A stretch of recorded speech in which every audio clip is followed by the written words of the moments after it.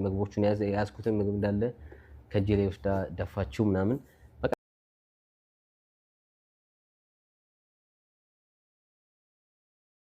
ሰላም ጤና ይስጥልኝ የዞላ ቲዩብ ተከታታዮች፣ ዛሬ ይዤላችሁ የመጣሁት መረጃ እናትና ልጅ ፋኒን ለድብድብ ጋብዘውታል። የገዛውን አስፔዛ ሜዳ ላይ ፌስታሉን ቀዳደው በትነውበት አንቀውታል። በጣም በሚገርም ሁኔታ፣ በጣም በሚያሳዝን ሁኔታ። ይሄ ብቻ ሳይሆን ልጆቹን አንቀበልም፣ ልጆቹ ከገዛ ቤታቸው እሱ ከሰራው እሱ ካስተካከለው ከገዛ ቤታቸው ውስጥ አትገቡም፣ አንቀበልህም፣ ልጆቹን ውሰድ ራስህ ብለውት ልጆቹን ወደ ራሱ ወስዷል።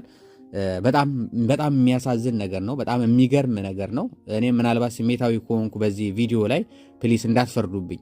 አንዳንድ ጊዜ ያው ከስሜት ትወጣላችሁ በጣም ስትናደዱና እንደምንም ብዬ በነገራችን ላይ ተረጋግቼ ነው ማታ መተኛት አልቻልኩም። ቪዲዮውን ሳየው ምንድነው ይሄ ልጅ እያሳለፈ ያለው ምን ያህል ከባድ ነገር እያሳለፈ ይሆን ብዬ አሰብኩ። ምክንያቱም እናትየዋም ልጅየዋም በየቀኑ እየነዘነዙት ነው በቲክቶኩ ላይ በየቀኑ ርዕሳቸው በሙሉ እሱ ነውና በጣም የሚያሳዝን ልጅ ነው በእውነቱ በጣም የሚያሳዝን ነው። ግን ሳምሪ እንዴት አስቻለሽ በዚህ በብርድ ላይ? በነገራችን ላይ አሁን ብርዱ ከባድ ብርድ ነው። በረዶ እየወረደ ነው ያለው። እደጅ ላይ መቆም አትችሉም። ቀጥታ ከቤት ወደምትፈልጉበት ትምህርት ቤት ነው፣ ከትምህርት ቤት ወደ ስራም ከሆነ ስራ ነው፣ ከትምህርት ቤት ቀጥታ እቤት ነው እንጂ ውጭ ላይ የምትቆዩበት ጊዜ አይደለም። በጣም ነው የሚበርደው። ጃኬትም ቢኖር በቃ ይበርዳል። በጣም ከባድ ብርድ ነው። በረዶ ይወርዳል። በረዶ እየወረደ ነው በነገራችን ላይና እንዴት አስቻለሽ በመስኮት ልጆችሽን አላስገባም ብለሽ ለመመለስ? እንዴት አስቻለሽ ልጆችሽ ላይ በረዶ እየወረዱ ውጭ ላይ ቆመው እናቴ አስገብኝ እያሉ አትገቡም ቤታችሁ ብለሽ ስትከለከያቸው እንዴት የእናትሽ ወድ እናቴ አንጀትሽ ይሄ እናት አንጀት የሚባለው ልጆችሽ በረዶ ላይ እየተንከራተቱ ለረጅም ሰዓት ማደሪያ የለንም እያሉ እንትን ሲሉ እንዴት አስቻለሽ? ምን አይነት ጭካኔ ነው? ማናቀሽ ሰው ነበርሽ ማለት ነው። እንዴት አስቻለሽ? የዛን ጊዜ ስትወልጂ እናትሽ አልፈልግሽም ብላ አንቺ እያማጥሽ ማማጥ መቼም ሞቶ መመለስ ነው። ለሴቶች መቼም ይታወቃል ስሜቱ፣ ከባድ ነው ስሜቱ የማማጥ ስሜትና ሞቶ መመለስ ነው። አንቺ ሞተሽ ስትመለሽ ልጅሽን ስትወልጂ፣ በተለይ ፊሉን ስትወልጂ በጣም አስታውሳለሁና ቁጭ ብላ ላይቭ ላይ 400 5000 ሰዎች እየተከታተሏት ሙልጭ እያደረገች ስትሰድብ ነበረ። ሙልጭ እያደረገች አንቺ እያማሽ አንቺ ሆስፒታል ሆነሽ በዛ ሰዓት ግን ከጎንሽ የቆመው እቤት ስገቢ ስልክ እናቱ ጋር እየደወለ ገንፎ እንዴት እንደሚሰራ እናቱን እየጠየቀ ሲመግብሽ የነበረው ሲያርስሽ የነበረው ለሁሉ ቦታ ላይ ቆሞልሽ የነበረው ባልሽ ነው። እንዴት አስቻለሽ? እንዴት ጨከሽ? ያ ሁሉ ነገር ያደረገ ሰው እንዴት አስቻለሽ? ከእናትሽ ቤት ወጥተሽ እኮ ማደሪያ አተሽ ተቀብሎሽ ሰው አድርጎሽ ነው ከዛ በኋላ ወደ ፍቅር የተመለሰው እንጂ እናትሽ አባራሽ እኮ እሱ በእንግድነት የተቀበለሽ ሰው ነው። በኋላ ነው ወደ ፍቅር ሄደው። እንዴት አስቻለሽ? ይሄ ሁሉ ላደረገልሽ ሰው እንዴት በልጆችሽ ላይ ልጨክኝ ይቻልሽ? እንዴት ልጆችሽ ላይ በረዶ እየወረደ እንዴት ዝም ልትይ ይቻልሽ? በጣም ነው የሚገርመው። እኔ በጣም አንዳንድ ሰዎች ደግሞ ጂጂክያ በጣም የምትናገራቸው ቃሎቶች አሉ። በተለይ ይሄ ፋራውን ህዝብ፣ ይሄ ከብቱን ህዝብ፣ ይሄ በጉን ህዝብ በጣም ጭንቅላቱን ወዲያው የምትቀይርበት አነጋገር፣ በጣም ብዙ አይነት አነጋገር አላት እና ወዲያው ነው የምትቀይራቸው። ይሄ በጎቹን ምናምን ወዲያው ትቀይራቸዋለች። ምን ማለት ጀመረች አሁን?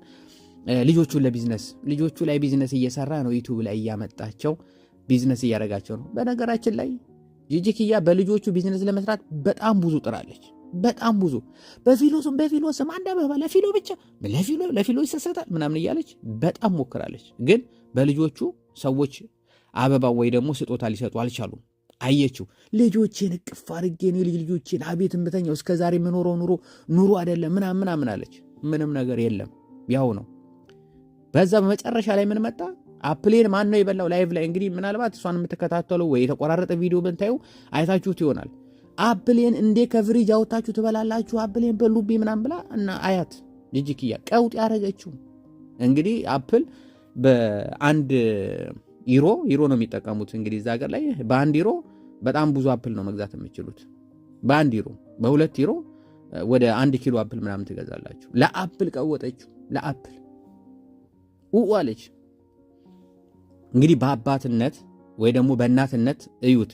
የሆነ ሰው ልጃችሁ የሚያድርበት የሚኖርበት ቤት ላይ አፕሌን በላ ብሎ ሲጨቃጨቅ ምንድነው የሚሰማችሁ? ሄዳችሁ የማታረጉት ነገር፣ ሄዳችሁ ለልጃችሁ አፕል መስጠት የማትችሉበት ወቅት ላይ ልጃችሁ በራብ እየተቀጣ እንደሆነ እንኳን ማሰብ አለባችሁና ያውን በሰለጠነ ሀገር ላይ ብቻ በአጠቃላይ የሆነ ያለው ነገር በጣም የሚያስጠላ በእውነት ምን አይነት እሳት ውስጥ ነበር? ሳምሪስ ምን አይነት ሰው ነበርሽ? እኛ የምናቀሽ እንደዚህ አይደለም። በጣም ጨዋ ልጅ ነበርሽ፣ ስናቀሽ ስርዓት ያለሽ ልጅ ነበርሽ፣ ተራራ አክባሪ ነበርሽ፣ ሃይማኖተኛ ነበርሽ። እማጾሚው ጾም የለም ጾመኛ ነኝ የምትይ ልጅ ነበርሽ እንዴ። አሁን እኮ የሆነ ጊዜ እኮ እናትየዋ ራሱ ደግሞ የምን ጾም ነው ደግሞ ወዴ ኧረ ምናምን በቃ እናትየዋ ወደምትፈልጋት ቀጥታ ነው ልጅቷን ያገባቻት። መጀመሪያ ልጆቼን እንዴ ልጆቼ አቀባረር እንይዛታለን እንዴ ልጆችን አብረን ምናምን አለች። ልጅቷ ሙሉ ለሙሉ ከባሏ ከተለያየች ልጆቿ እንትን ካለች በኋላ ደግሞ ልጆችሽን ወደዛ በይና ሁለታችን እንጨፍራለች። አያችሁ በቃ ልጅቷን እንዲህ የተጫወተችባት ልጅቷ። እኔ በጣም ስማርት ልጅ ነው ማረጋት። በጣም ትዳሩ ራሱ ትዳር እንዲሆን ያደረገችው እሷ ነች። በጣም ጎበዝ ነች፣ ስማርት ነች ብዬ ማስብ ነበረ። አሁን ልጆቹ ከተባረሩበት ቤት ወይ ደግሞ ከፋኒ ጋር የመጨረሻ ጊዜ ፋኒና ሳምሪ የሚኖሩበት ቤት ማለት በጣም አብረን ያደስ ነው ማለት ይቻላል። ሲያድሱ በጣም እያየን ነበርና በዛ ላይ ፋኒ የተናገረው ቃል በጣም ትዝ ይለኛል።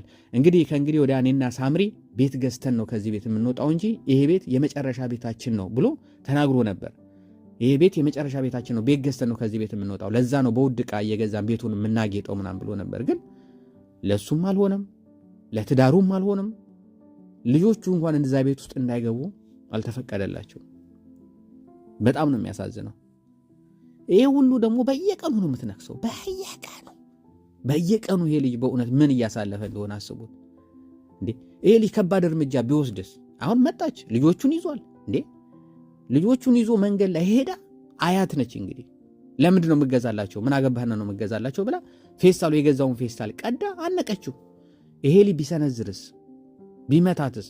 እኔ ካነቀችው እኮ መምታት የሚችል ይመስለኛል። መጀመሪያ አይሰንዝር እንጂ ሁለተኛ ላይ መሰንዝር ይችላል እኮ ሴት ልጅ ከሆነች። አነቀችው ራሱን ለመከላከል በቦክስ አላት። አይኗን ባያጠፋላት አሪፍ ነበር። እኔ እንግዲህ ጀርመን ላይ ያለ ህግ አላውቅም፣ ግን አብዛኛው አውሮፓ ላይ መጀመሪያ አትሰንዝር እጅህን ነው የሚባለው። መጀመሪያ አንተ አትሰንዝር። ከተዘነዘረበትና ካነቀችውማ አፍንጫን ማለት ነበረበት እንጂ ራሴን ተቆጣጥሬ ምናምን ካሜራ አለ ውጪ ላይ ካሜራ ያል አነቀችኝ ይላል። ከስታነቀኝ ራሴን ለመከላከል አፍንጫን አልኳት ይላል።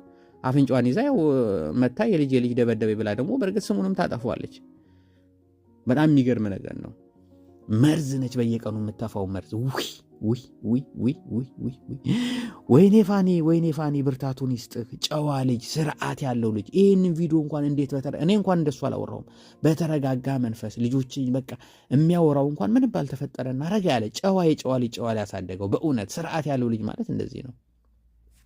በቃ ልጇት የደስታ ማይሉት የምን አይሉት ይሁት ትጨፍራለች። እሷ እንግዲህ ሳምሪ ተጨፍለዋለች። ኢትዮጵያ ሄደች። ምንም አለ ራቹን ምናምን ለማገናኘት ምናምን ነበር ወከባ ውስጥ ገብቶ ምናምን ነበር፣ አልተሳካም። ራቹም አልቀርብም አሉ፣ ሌላም ሰው አልቀርብም አለ። አንድ ማን ነው ማሚ የሚባል ጫት ተገዛለት። ጫቱን እየቃመ አንድ ቀን ነው 2 ቀን አገኛት። በቃ ከዛ በኋላ ምንም ያሰቡት ነገር ብዙ ነበር። ምንም አሉት አልተሳካላቸውም። እሱንም በብድር ነበር ኢትዮጵያ ሄደችው። አሁን ይኸው መታ ብድሩ እንኳን መክፈል አልቻለች። በጣም ያሳዝናል። ብቻ የሆነ ያለው ነገር እናትየዋ በቃ አዙራታለች። አዙራ ያልከተተችባት ቦታ የለምና አቤት ፈጣሪ ይሁንህ ፋኒ፣ ፈጣሪ ይሁንህ፣ በርታ። መቼም የፈለገ ቢሆን ልጆቹ አይከብዱትም፣ ልጆቹ ናቸው። አሁን ሁሉንም አይተዋል።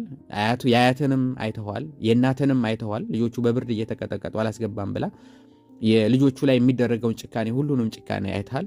ስለዚህ አሁን አንተ መጠንከር አለብህ። አንተ ልጆችን ማሳደግ አለብህ። በዛ ላይ ደግሞ ልጆቹ አሁን አድገዋል። ልብሱን ራሳቸውን ችለው የሚለብሱ ናቸው። ፓምፐር የሆነ እንትናቸውን ንጽህናቸውን የሚጠብቁ ልጆች ናቸው። ሽንታቸው ሲመጣ ሽንት ቤቴ ነው የሚሸኑ ናቸው።